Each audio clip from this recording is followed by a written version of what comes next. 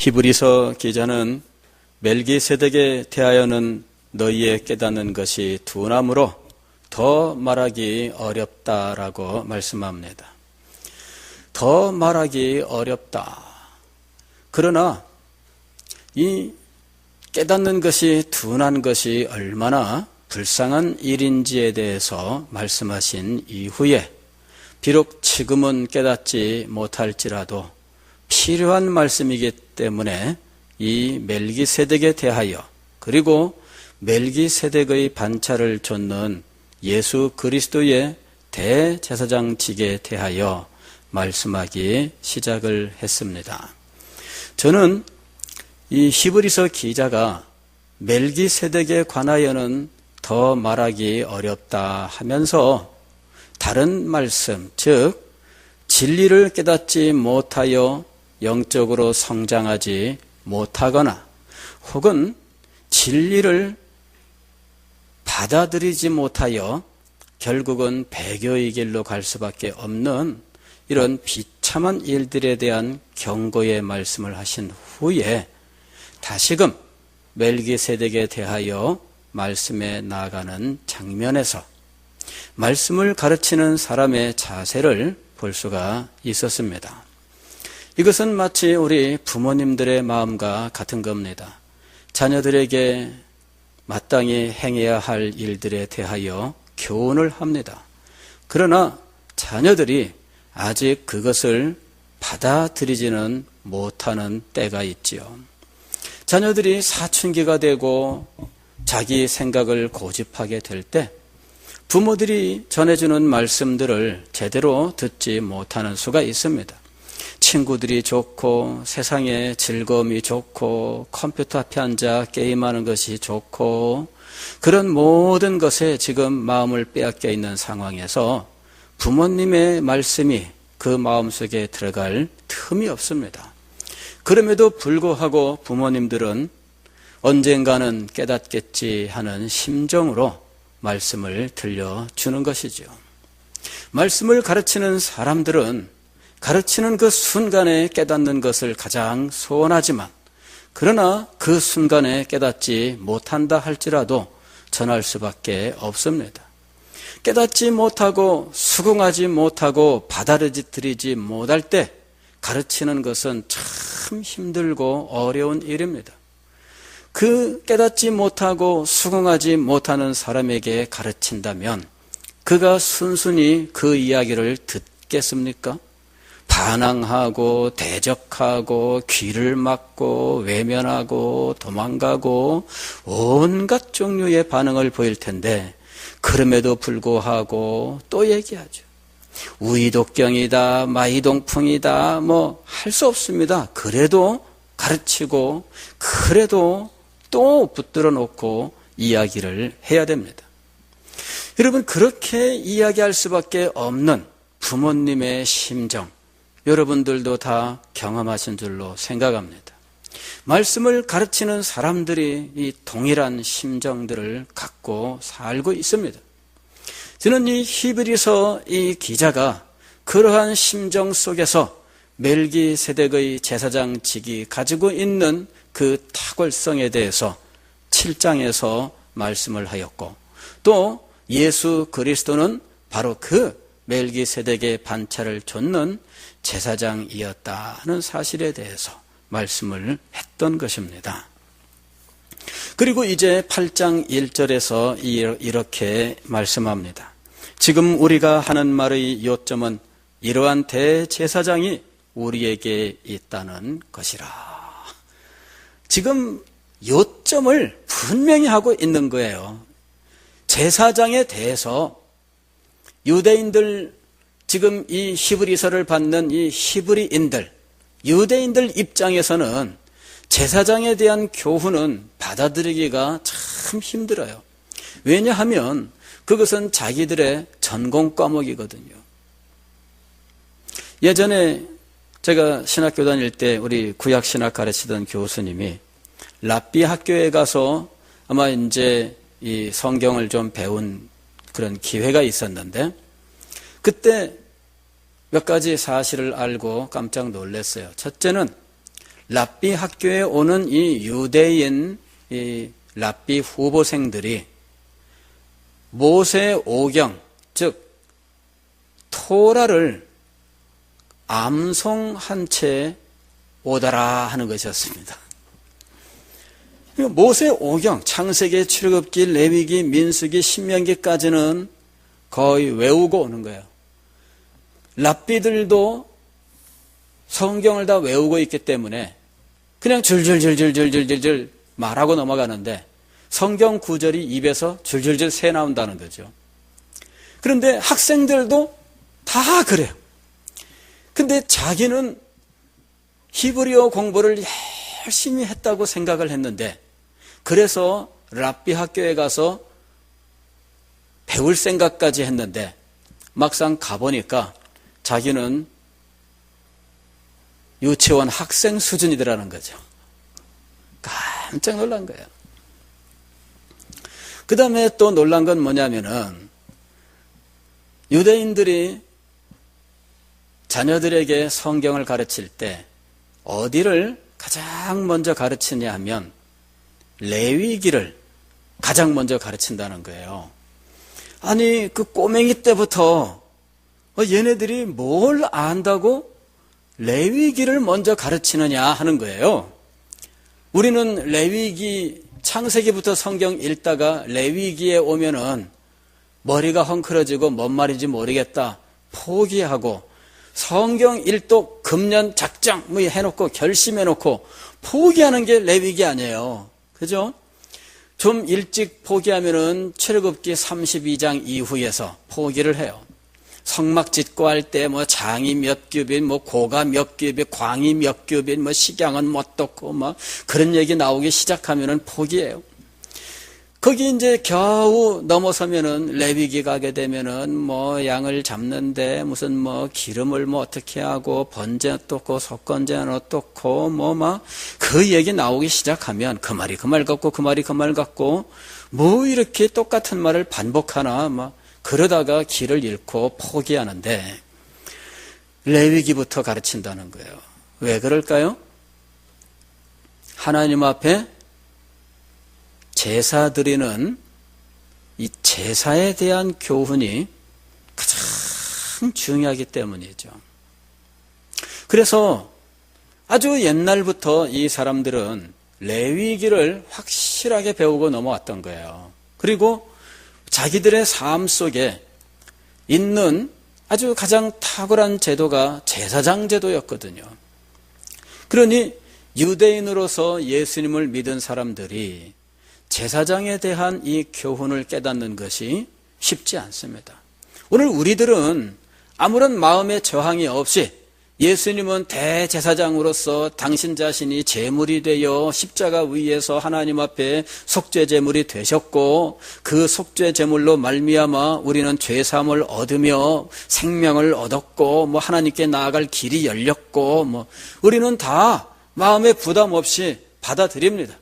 그러나 제사 제도에 대하여 조상 때부터 내려오는 이 율법과 관습과 실제 자기들이 행하던 실천이 있었던 사람들 입장에서는 새로운 제사에 대한 이야기, 예수 그리스도가 제물이 되시는 새로운 제사, 예수 그리스도께서 제사장이 되시는 이 새로운 제사장직에 대하여 깨닫는 것이 쉽지 않다 하는 것이죠. 멜기세덱의 예를 들어서 설명을 한다고 해도 이것은 깨닫기가 쉬운 것이 아니에요. 마음속에서 일단 거부 반응이 있고요. 그 다음에 자기들의 뇌리 속에 삶 속에 깊이 들어와 있는, 그래서 자기의 존재와 구별이 안 되는 이러한 제사 제도에 대해서 그 개념을 완전히 바꾼다고 하는 것은 쉬운 게 아닙니다. 그러나 반드시 가르쳐야 하는 사실이죠. 깨닫는 것은 어렵지만, 마음에 받아들이는 것은 정말 어렵지만, 그러나 반드시 가르쳐야 되는 것, 바로 그것이었습니다. 우리는 유대인들처럼 반드시 제사 제도일 필요는 없지만 우리들도 우리가 신뢰하고 우리가 굳게 붙들고 있는 어떤 부분에 대해서 성경의 교훈을 가르쳤을 때 내 것을 포기하고 성경의 교훈을 받아들이는 것은 결코 쉬운 게 아니에요.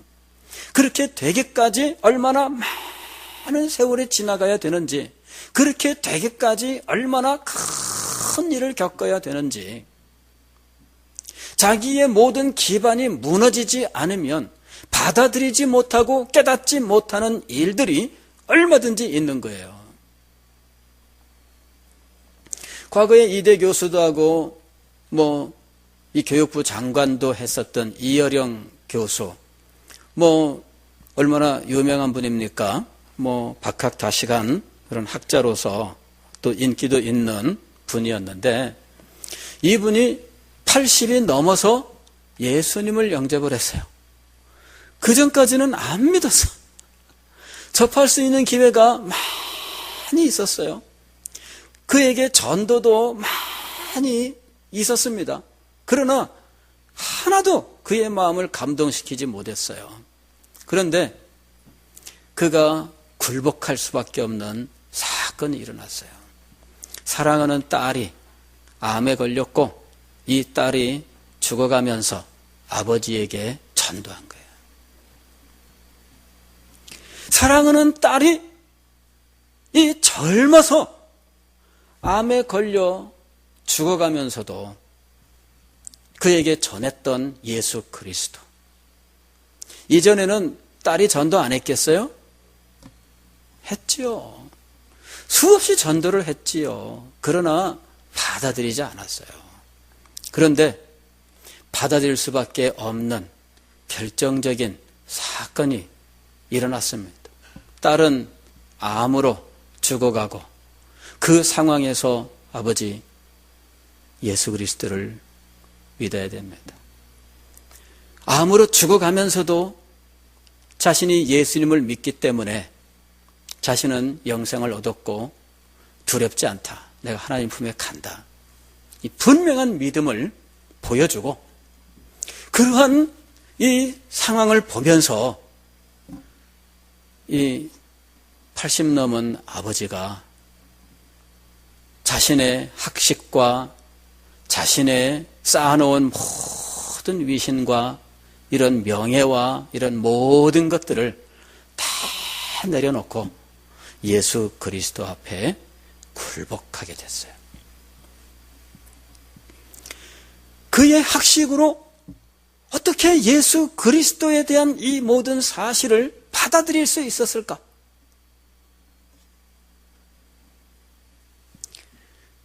그런데 그 사람의 그 자아, 그 견고한 성이 무너지는 결정적인 사건이 벌어졌습니다. 우리에게는 이런 자아가 있어요. 이걸 무너뜨리지 않습니다. 이것이 무너져야 진정으로 예수 그리스도의 사람이 될 수 있는 거죠. 그런데 이게 안 무너져요. 교회는 다녀도 이건 안 무너져요. 세월이 흘러도 이건 안 무너져요. 지금 유대인으로서 예수 그리스도를 믿는 이 유대인 신자들이 바로 그 상태에 있었던 거예요. 때가 오래되었으나 너희가 벌써 선생이 되었어야 할 텐데 그리스도도의 초보에 머무는도다. 세월은 많이 흘러갔는데 안 무너지는 거예요. 다시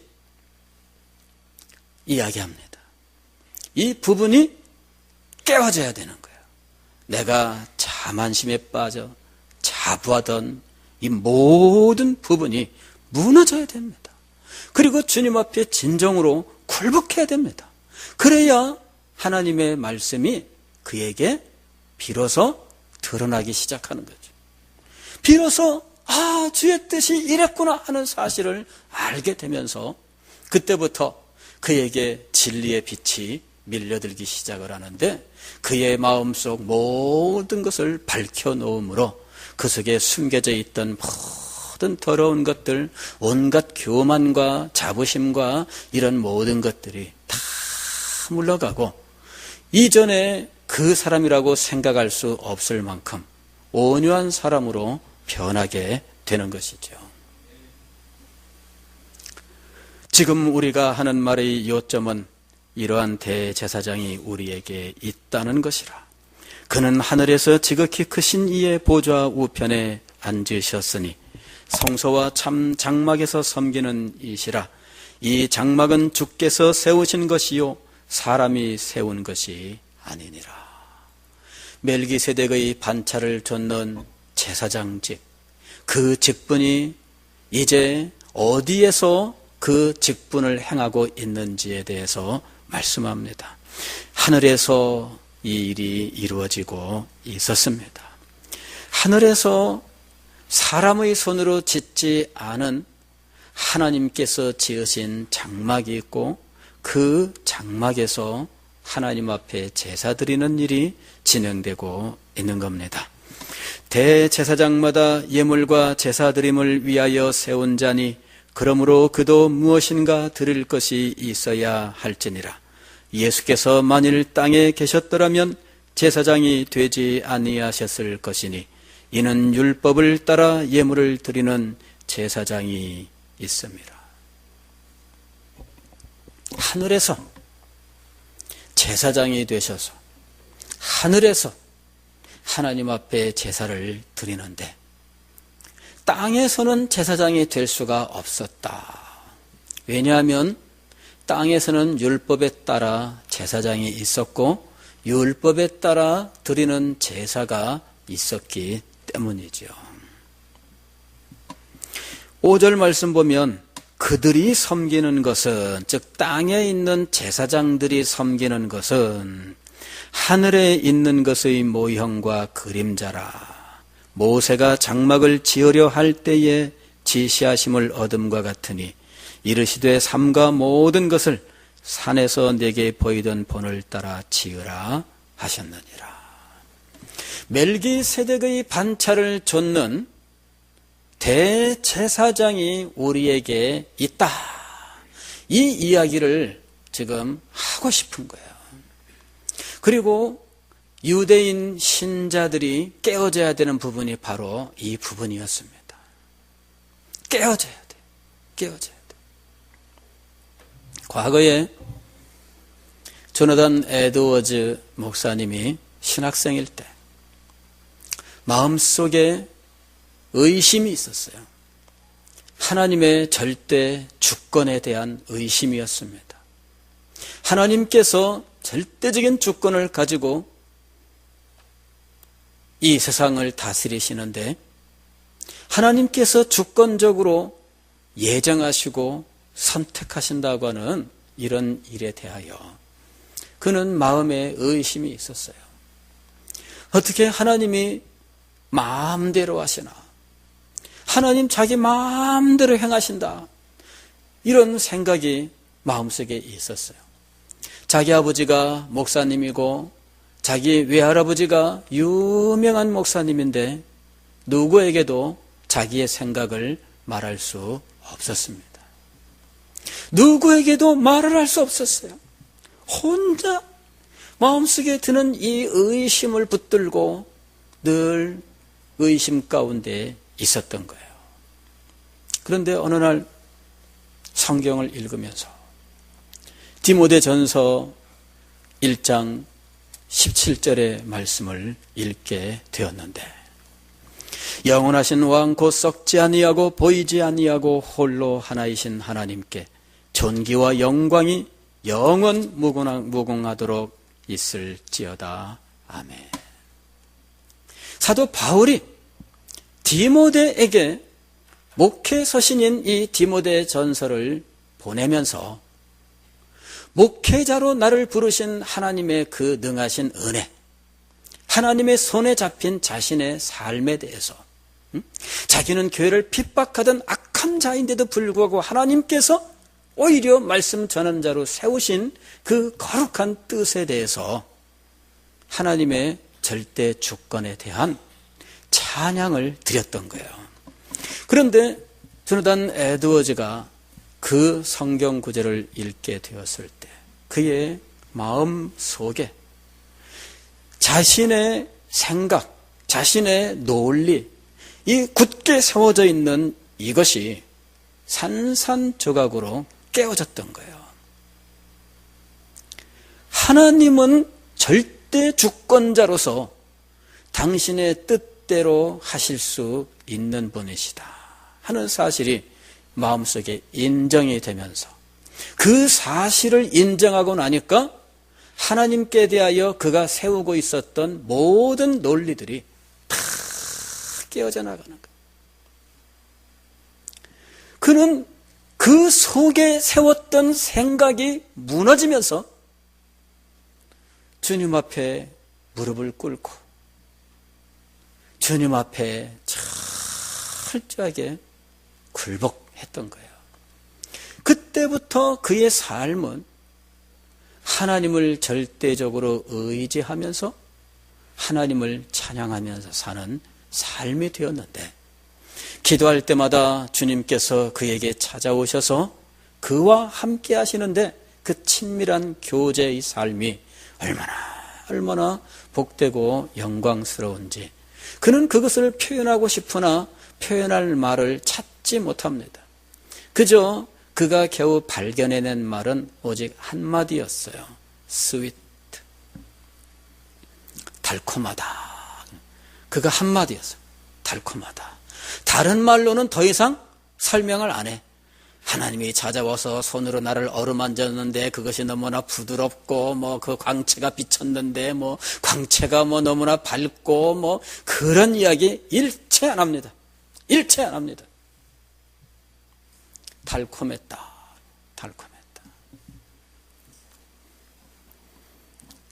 깨어져야 된다는 거죠.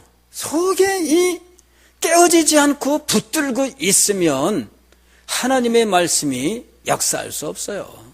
세월이 흐른다고 말씀이 역사하는 거 아니고요. 직분을 가졌다고 말씀이 역사하는 거 아닙니다.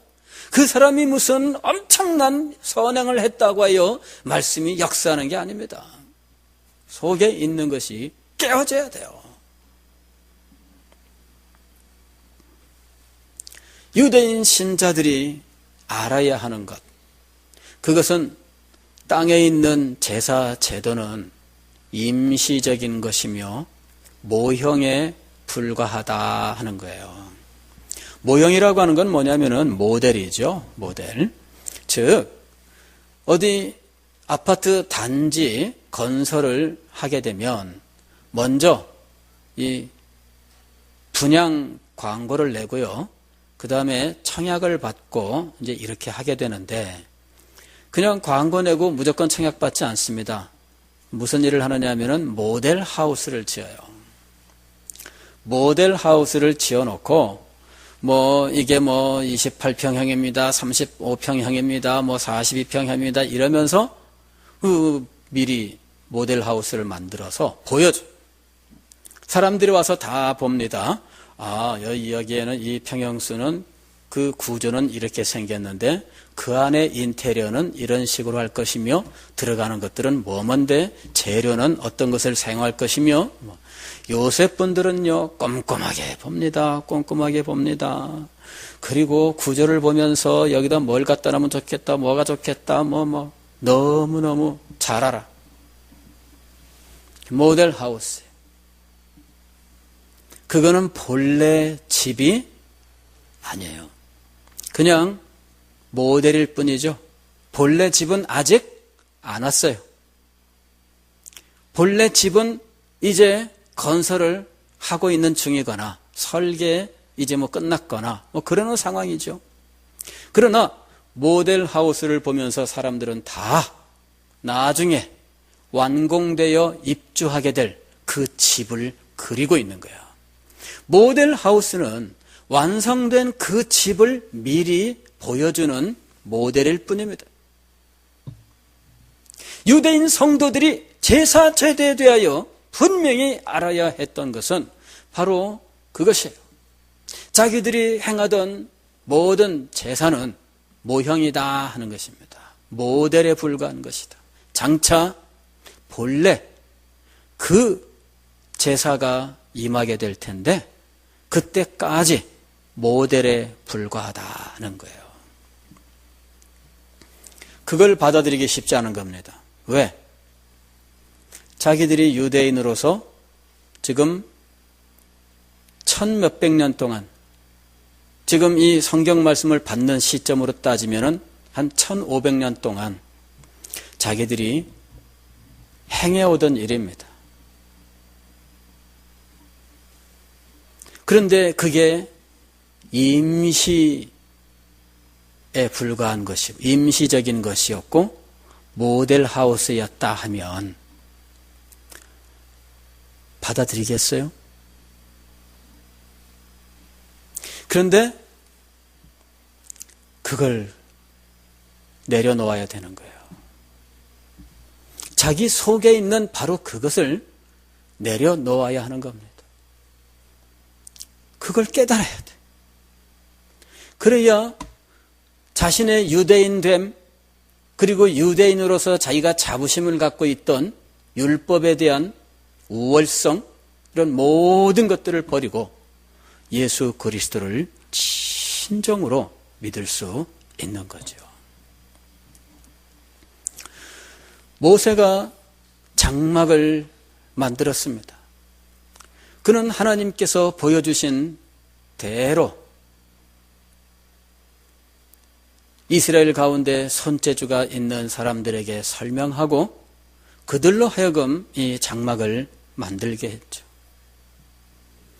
이 사람들이 심혈을 기울여서 성막을 만듭니다.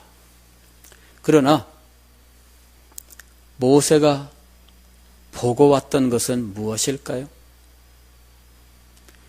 분명히 알아야 할 것은 땅에 있는 그것이 아무리 대단해도, 땅에 있는 그것이 아무리 엄청나다 할지라도